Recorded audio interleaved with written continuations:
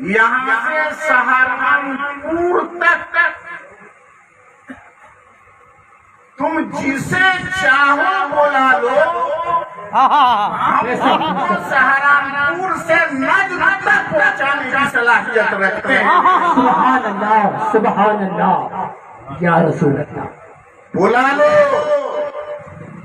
ایک ایک میٹر پہ بات کر لو، مناظرہ کر لو، حق اور باطل ظاہر ہو کے رہ جائے گا۔ بے شک بے شک بے شک ہے۔ ویڈیو بنے گا اور پوری دنیا دیکھے گی سبحان اللہ، کہ نبی کا وفادار کون ہے اور نبی کا غدار کون ہے۔ سبحان اللہ، سبحان اللہ۔ یہ چپکے چپکے پان کے ٹھیلے پہ، چائے کی دکان پہ، بولو یہ مزدور سے، یہ کھیتی کھلیان کرنے والے سے نبی کے علم غیب نہیں تھا۔ دیکھو جبھی تو ماں عائشہ کا ہار گم ہو گیا، پتہ نہیں چل پایا، اونٹ کو اٹھایا گیا تو اونٹ کے نیچے وہ ہار مل گئے، ہے نا؟ ارے بولنا ہے، اگر مرد ہو تو ہمارے سامنے آ کر بولو، بے شک بے شک بے شک۔ ہمارے علماء کے سامنے آ کر بولو، یہ پان کا ٹھیلا والا جواب دے گا، یہ چائے کی دکان کرنے والا جواب دے گا۔ سبحان اللہ، جواب چاہیے تو علماء اہل سنت کے پاس آؤ، سبحان اللہ۔ ہم جواب دیں گے۔ سب سے پہلے میں پوچھنا چاہتا ہوں، ابھی ان کی تاریخ میں بتاؤں گا، ان کے والدے کہاں سے ملتے ہیں، ان کی تاریخ میں بتاؤں گا۔ یہ بھیس بدلے ہوئے ہیں، یہ ایمان والے نہیں ہیں، بے شک، اسلام کے دشمن دو طرح کے ہر دور میں رہے ہیں۔ کیا نبی کے زمانے میں دو طرح کے دشمن نہیں تھے اسلام میں؟ ایک کھلا دشمن، اسلام کا ایک کھلا دشمن اور ایک چھپا دشمن۔ بے شک بے شک۔ چھپے دشمن کو نبی نے مسجد سے نکالا تھا،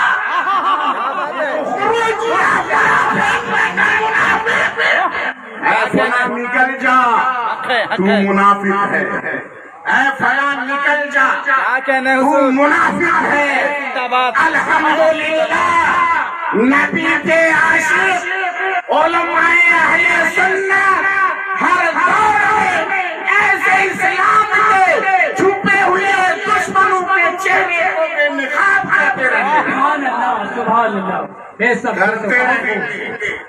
قرآن نے کہہ دیا ہے لا تعتذروا قد کفرتم بعد ایمانکم، اے منافقو بہانے مت بناؤ، بہانے مت بناؤ، قد کفرتم بعد ایمانکم، ایمان ظاہر کرنے کے بعد تم کافر ہو چکے ہو، ایمان ظاہر کرنے کے بعد تم کافر ہو چکے ہو۔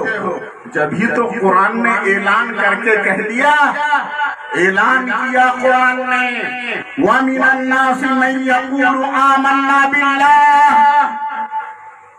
وَمِنَ النَّاسِ مَن يَقُولُ آمَنَّا بِاللَّهِ وَبِالْيَوْمِ الْآخِرِ وَمَا هُم بِمُؤْمِنِينَ۔ سبحان اللہ، کچھ لوگ ایسے ہیں جو نبی کے پاس جاتے ہیں اور کہتے ہیں ہم اللہ پر ایمان رکھتے ہیں، آخرت پر ایمان رکھتے ہیں، حالانکہ وہ مومن نہیں۔ بولو کہا تھا نا، ارے یہ تو اپنے گرو گھنٹالوں کے پیچھے نماز پڑھتے ہیں نا، اپنے گروؤں کے پیچھے نماز پڑھتے ہیں، ان کے گرو تو نبی کے پیچھے نماز پڑھتے ہیں۔ سبحان اللہ، سبحان اللہ، نبی کے پیچھے پڑھتے تھے نا، نبی کے پیچھے پڑھتے تھے۔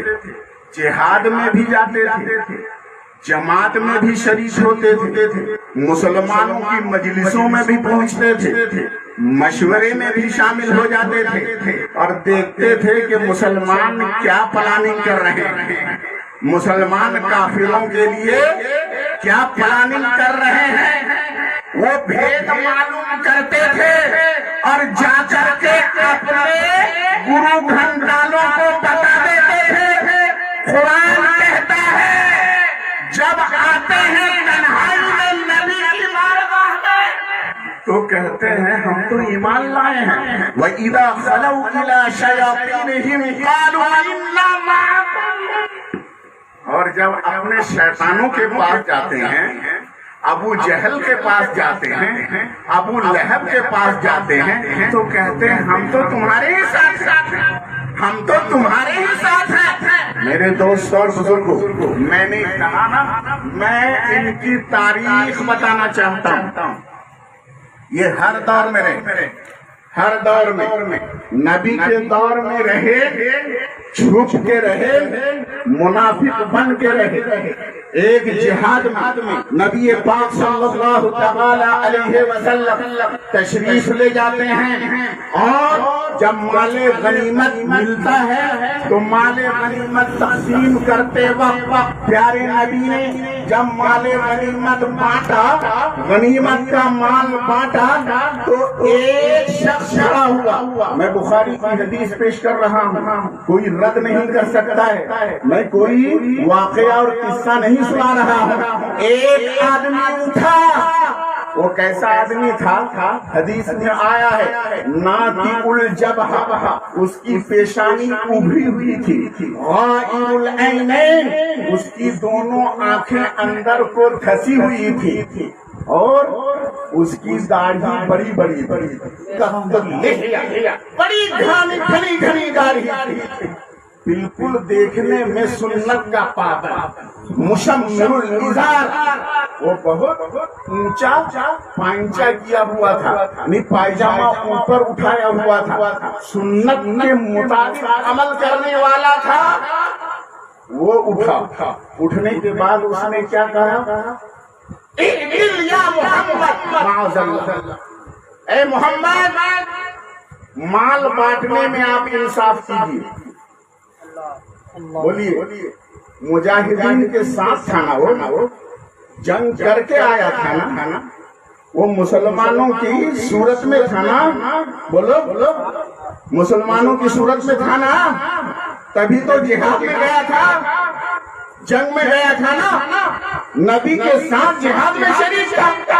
کہاں یا محمد، اے محمد مال بانٹنے میں انصاف کیجیے۔ یہ سننا تھا، پیارے آقا کا چہرہ جلال سے سرخ ہو جاتا ہے، جلال سے سرخ ہوتا ہے اور فرماتے ہیں اگر میں روئے زمین میں اگر میں انصاف کرنے والا نہیں ہوں تو پھر کون انصاف کرنے والا ہوگا؟ سبحان اللہ، سبحان اللہ۔ پیارے نبی نے یہ فرمایا، لیکن عاشق کی زبان کچھ اور ہوتی ہے، جذبہ عشق کچھ اور ہوتا ہے۔ روایت میں آیا ہے حضرت عمر فاروق فوراً نیام سے تلوار باہر نکال لیتے ہیں، تلوار نیام سے کھینچ لیتے ہیں۔ ایک روایت میں آیا ہے خالد بن ولید تلوار کھینچ لیتے ہیں اور عرض کرتے ہیں یا رسول اللہ مجھے اجازت دیجیے، میں اس کی گردن اڑا دوں گا، میں اس کی گردن اڑاؤں گا۔ میرے آقا نے فرمایا اور رحمت للعالمین دینا، سبحان اللہ، بولو رحمت للعالمین دینا۔ میرے آقا نے فرمایا عمر اسے چھوڑ دے، شاید یہ نماز پڑھتا ہوگا۔ توجہ چاہوں، سبحان اللہ، لعلہ یصلی، حدیث کے الفاظ ہیں، شاید یہ نماز پڑھتا ہوگا، نماز پڑھتا ہوگا۔ اب یہاں پر سوال یہ پیدا ہوتا ہے کہ حضرت عمر نے اسے گستاخ سمجھا، نبی کا گستاخ سمجھا اور اسے واجب القتل سمجھا کہ نبی کا گستاخ واجب القتل ہوتا ہے، وہ بے ایمان ہوتا ہے، اس کے پاس ایمان نہیں ہوتا۔ ارے وہ تو واجب القتل تھا نا، لیکن نبی نے کیوں منع کیا؟ نبی نے روکا کیوں؟ قتل کرنے سے منع کیوں کیا اور فرمایا یہ نماز پڑھتا ہوگا؟ جواب کیا تھا؟ عاشق کا جواب سنو، حضرت عمر نے جواب دیا تھا، یا رسول اللہ رہنے دیجئے، کتنے ایسے نمازی ہیں ان کے دل میں کچھ ہے اور زبان میں کچھ ہے۔ سبحان اللہ سبحان اللہ یا رسول اللہ یہ تو منافق ہے، میں اس کی گردن اڑاؤں گا۔ میرے آقا نے روکا کیوں تھا؟ اس لیے روکا تھا کہ اس وقت اگر قتل کرنے کا حکم دیتے تو کفار کو یہ کہنے کا موقع مل جاتا، یہ پروپیگنڈا کرنے کا موقع مل جاتا کہ دیکھو یہ محمد اپنے ہی کلمہ پڑھنے والوں کو قتل کرواتے ہیں۔ بات سمجھ میں آ رہی ہے نا؟ ارے حدیث پڑھو، پڑھ کے سمجھنے کی کوشش کرو، یہ تو سمجھتے نہیں ہے۔ حضرات گرامی آقا نے کیا فرمایا؟ چھوڑ، ابھی منافقین کو کھلے عام راندے بارگاہ کرنے کا حکم ہوا تھا، ابھی یہ حکم نہیں آیا تھا، اس لیے آقا نے فرمایا چھوڑ دو اس کو، چھوڑ دو۔ لیکن نبی نے اتنا ہی صرف نہیں فرمایا کیا؟ اب سنو یہاں پر تمہارا ذہن صاف ہو جائے گا، اور نبی کو علم غیب ہے کہ نہیں اس میں جواب بھی مل جائے گا۔ سنو، حدیث پڑھو، ارے جگہ جگہ علم غیب مصطفیٰ کے جلوے نظر آئیں گے۔ سبحان اللہ یا رسول اللہ۔ میں صرف 3-4 احادیث ذکر کروں گا یہاں، وہ بھی بخاری شریف کے حوالے سے، ورنہ امام محمد بن یوسف صالحی رحمت اللہ تعالی علیہ جو شام کے بڑے محدث تھے، ان کی ایک کتاب ہے، اس کتاب کے اندر انہوں نے علم غیب مصطفیٰ پر تقریباً 250 حدیثیں نقل کی ہے۔ سبحان اللہ یا رسول اللہ۔ نہیں کتنی؟ 250 حدیثیں۔ ارے آؤ نا تم، علم غیب کی دلیل چاہیے نا، آؤ میدان مناظرہ میں ایک نہیں 1000 حدیث پیش کریں گے۔ سبحان اللہ یا رسول اللہ۔ میں عرض کر رہا تھا پیارے نبی نے کیا فرمایا؟ عمر سنو، اس کی نسل سے دھیان دیجیے گا، کیا فرمایا نبی نے؟ یخرج من ضئضئ ھذا قوم یتلون الکتاب رتبا۔ سنو، اس بدبخت کی نسل سے کچھ ایسے لوگ پیدا ہوں گے جو قرآن بہت اچھا پڑھیں گے۔ دیکھیے نبی نے بتا دیا، اب اچھا اگر اچھا قرآن پڑھتا ہوا نظر آ جائے، بہت اچھا قاری نظر آ جائے، کیا آپ سمجھیں گے کہ یہ بڑا اچھا ہے، یہ صحیح عقیدے والا؟ بولیے کیا سمجھیں گے آپ؟ نہیں، معلوم یہ ہوا گستاخ رسول اچھا قرآن پڑھ سکتا ہے، بے شک، اچھی تلاوت کر سکتا ہے، اور نمازی گستاخ رسول ہو سکتا ہے۔ اس حدیث سے معلوم ہوا نا، ارے وہ نماز پڑھتا تھا نا، تو نمازی گستاخ رسول ہو سکتا ہے۔ تو نماز سے دھوکہ نہ کھانا، تلاوت قرآن سے دھوکہ نہ کھانا۔ تم دیکھ لینا یہ نبی کی بارگاہ کا مؤدب ہے کہ نہیں، ادب والا ہے کہ نہیں، نبی کا وفادار ہے کہ نہیں۔ اگر وفادار ہے تو اگر اچھی آواز سے تلاوت نہیں کرتا پھر بھی وہ حق بہت اہم، بے شک۔ حضرات گرامی کیا فرمایا؟ یتلون الکتاب رتبا، وہ بہت عمدہ کتاب اللہ کی تلاوت کریں گے، بہت زیادہ تلاوت کریں گے۔ یمرقون من الدین کما یمرق الرمیۃ من السہم. بات سمجھ میں آئی؟ کیا فرمایا نبی نے؟ یہ دین سے ایسے باہر نکل جائیں گے جیسے تیر سے نکلنے، کمان سے نکلنے والا تیر شکار کو چھیدتے ہوئے باہر نکل جاتا ہے. تم لا یعود، پھر وہ تیر واپس آتا ہے کیا؟ آتا ہے؟ نہیں آتا. یہاں سے ہم کو عقیدہ کیا ملا، نظریہ کیا ملا؟ جو گستاخ رسول ہوتا ہے نا، وہ ایمان تو اس کا چلا جاتا ہے اور پھر لوٹ کر آنے کی امید نہیں رہتی.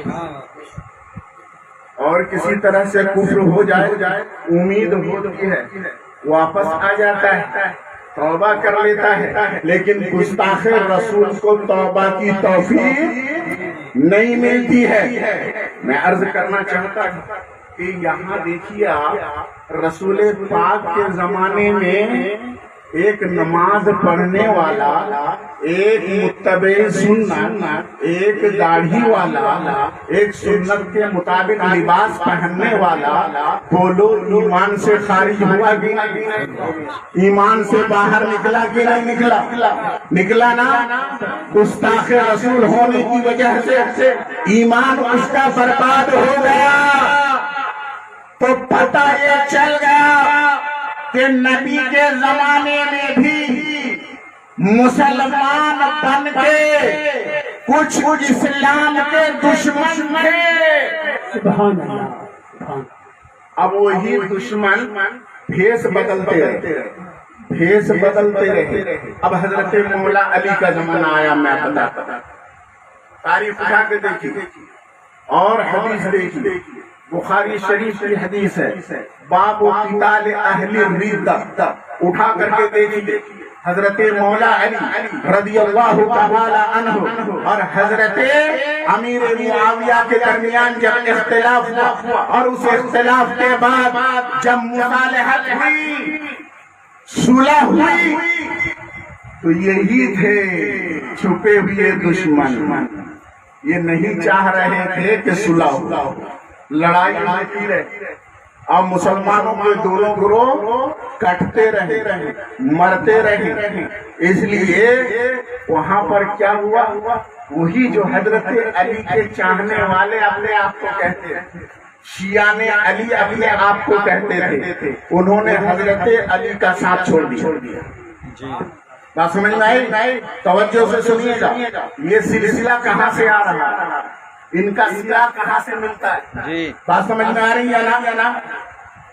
حضرت مولا علی کا ساتھ چھوڑ دیا. کیا کہہ کر کے چھوڑا ساتھ؟ کہ آپ نے صلح کے لیے حضرت ابو موسیٰ اشعری کو حکم بنایا، فیصل بنایا. حکم فیصل کو بولتے، فیصلہ کرنے والا. تو حضرت ابو موسیٰ اشعری کو آپ نے حکم بنایا، اور قرآن میں آیا ان الحکم الا للہ، فیصلے کا حق صرف اللہ کو ہے. یعنی فیصلہ کرنے والا صرف اللہ ہے، اور آپ نے ایک بندے کو فیصلہ کرنے والا بنا دیا تو آپ مشرک ہو گئے. تو ان کا فتویٰ صرف آپ پر نہیں ہے، یہ حضرت علی پر بھی فتویٰ داغ چکے ہیں. یہ صرف پوری دنیا کے مسلمانوں کو مشرک نہیں کہتے. ان کی نظر میں حضرت مولا علی بھی مشرک ہو چکے ہیں معاذ اللہ. انہوں نے کیا کہا؟ آپ مشرک ہو گئے. حضرت علی کو مشرک کہا، اور حضرت علی کے ساتھ جتنے لوگ تھے سب کا مشرک کہا، سب کا مشرک کہا. بات سمجھ میں آ رہی تھی؟ اس موقع پر حضرت خالد بن ولید رضی اللہ تعالی عنہ، ایک روایت کے مطابق حضرت عبداللہ بن عمر رضی اللہ تعالی عنہ نے ارشاد فرمایا تھا، کلمۃ حق ارید بها الباطل. یہ آیت تو تم صحیح پڑھ رہے ہو، اے گستاخ، آیت صحیح پڑھ رہے ہو، لیکن اس کی مراد غلط بتا رہے ہو. مانا غلط بتا رہے ہو تو ان کو ان کے گرو سے یہی سبق ملا ہے، آیت پڑھ پڑھ کے لوگوں کو گمراہ کرتے ہیں، جی آیت پڑھ کے لوگوں کو گمراہ کرتے ہیں۔ کیسے؟ جیسے کہتے ہیں کہ قرآن میں آیا ہے، اللہ تعالیٰ نے فرمایا اے نبی آپ فرما دیجئے قل انما انا بشر مثلکم، میں تم جیسا بشر ہوں، تم جیسا آدمی ہوں۔ دیکھو تو نبی ہم جیسے بشر ہیں، ہم جیسے آدمی ہیں، یہ قرآن کہہ رہا ہے۔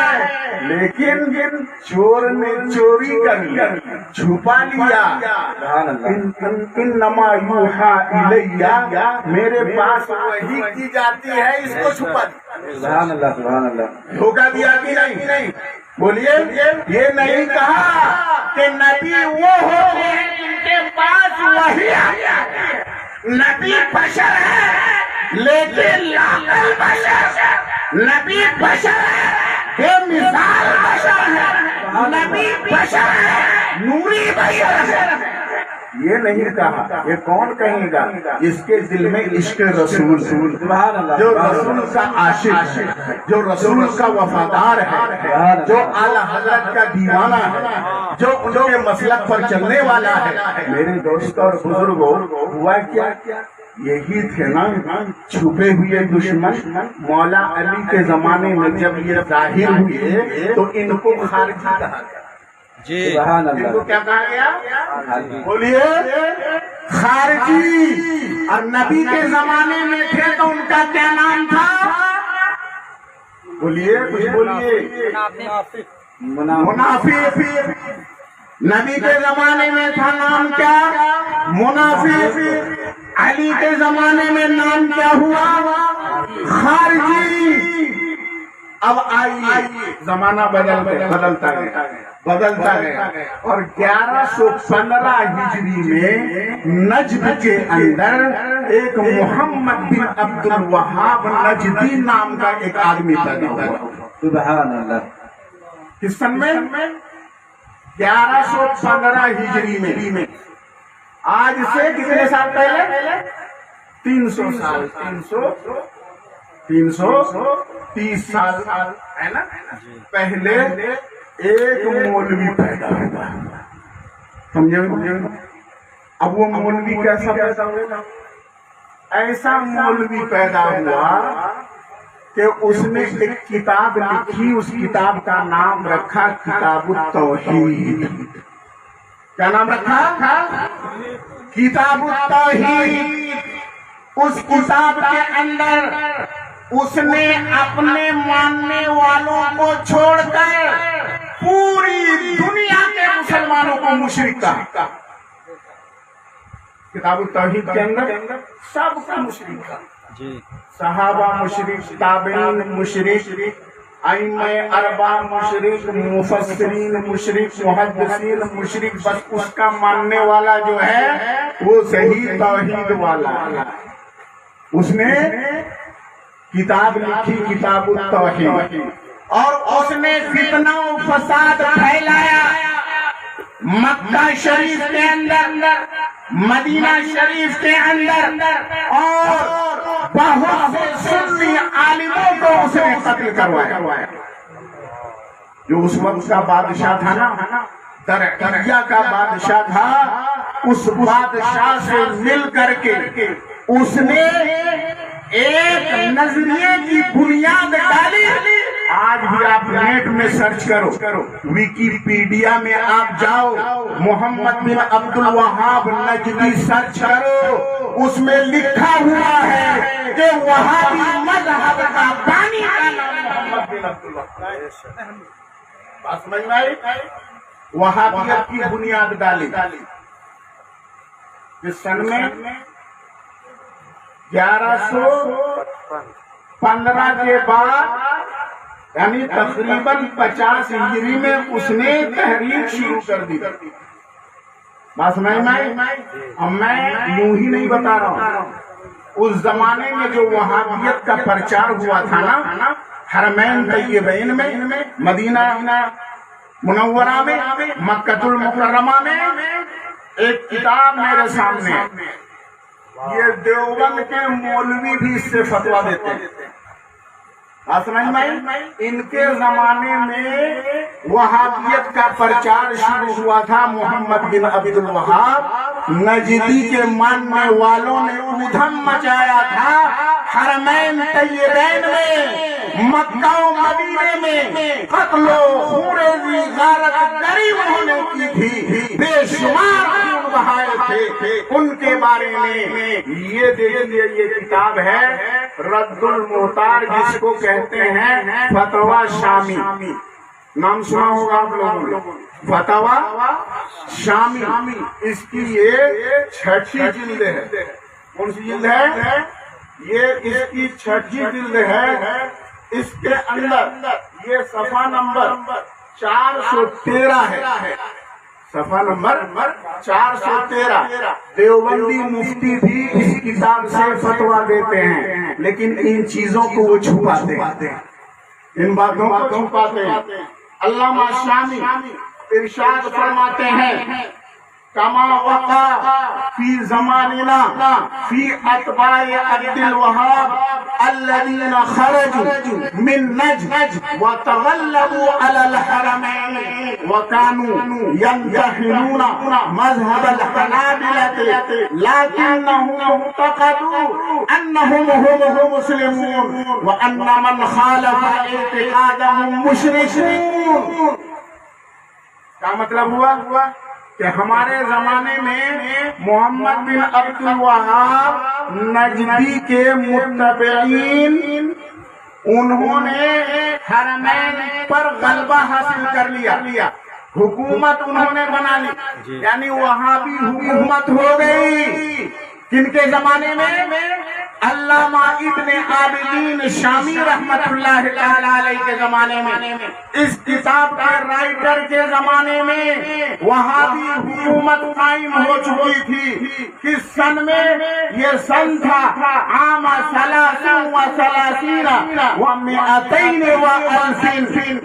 1233 ہجری میں، 1233 ہجری میں حکومت قائم ہو گئی وہابیوں کی۔ کہاں پر؟ مکہ میں، مدینہ میں۔ انہوں نے کیا کیا؟ کہتے ہیں ان کا اعتقاد تھا کہ وہی لوگ صرف مسلمان خالی وہی ہیں، ہم المسلمون، وہی صرف مسلمان ہیں، وَأَنَّ مَنْ خَالَفَ اعْتِقَادَهُمْ مُشْرِكُونَ، اور ان کے عقیدے کے خلاف جتنے لوگ ہیں سب مشرک۔ بولیے، یہ ہم پر الزام لگاتے ہیں کہ یہ سنی لوگ مشرک بناتے ہیں سب کو۔ بولیے، یہ کہتے ہیں نا، یہ سب کو کافر کہتے ہیں، سب کو مشرک کہتے ہیں۔ ارے سب سے پہلے تمہارے گرو نے پوری دنیا کے مسلمانوں کو مشرک کہا۔ بات سمجھ میں آ رہی ہے نا؟ دیکھیے، وَاسْتَبَاهُ بِذَلِكَ قَتْلَ أَهْلِ السُّنَّةِ وَقَتْلَ عُلَمَائِهِمْ۔ علامہ شامی فرماتے ہیں کہ محمد بن عبد الوہاب نجدی اس نے یہ دیکھا کہ جو لوگ بھی اس کے عقیدے پر نہیں چلنے والے ہیں، اہل سنت و جماعت کے ماننے والے ہیں، اہل سنت و جماعت کے خون کو اس نے جائز ٹھہرا۔ بہت سے علماء کا قتل کروایا اس نے۔ بات سمجھ میں آ رہی ہے نا؟ اس کے بعد یہ فتنہ کہاں آیا؟ بولیے، کہاں آیا؟ ہندوستان۔ اس کے بعد یہ فتنہ آیا ہندوستان۔ لانے والا کون ہے؟ ابھی آپ نے حضرت مولانا رمضان حیدر صاحب سے سنا، ان کا جو وہابیت کا جو بانی ہے نا، فاؤنڈر ہے ہندوستان میں، وہ کون ہے؟ مولوی اسماعیل دہلوی۔ مولوی